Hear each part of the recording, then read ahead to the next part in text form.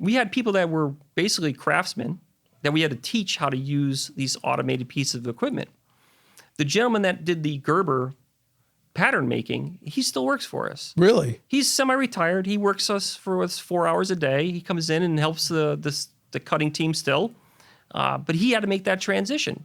He had to learn computers. Back then, there was no computers back then. I was going to say. So we had to learn everything from scratch and go through that whole learning process and transform from what we did by hand to what we do by automation now. Did most people make the transition? Was there any pushback? For the most part, I think most people made the transition. Yeah, there were some people that didn't want to change. Why are we changing? Why can't we do it their old way? But for the most part, everybody has bought into the change over the years. Do you think in hindsight, post-change, and maybe you don't even think, maybe you know from talking to them, how did they view the change? You know, change is scary. Sure. Then after it happened, sort of looking back on it, what's some of the feedback you got from the team members about the changes that were made?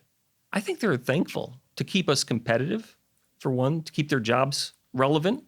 And we've been proud over the years, we haven't really laid off anybody for our technology advancements.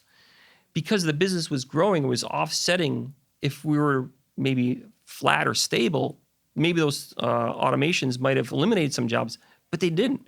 We promised in all these automations that we weren't going to displace jobs, and we have not displaced jobs over the years.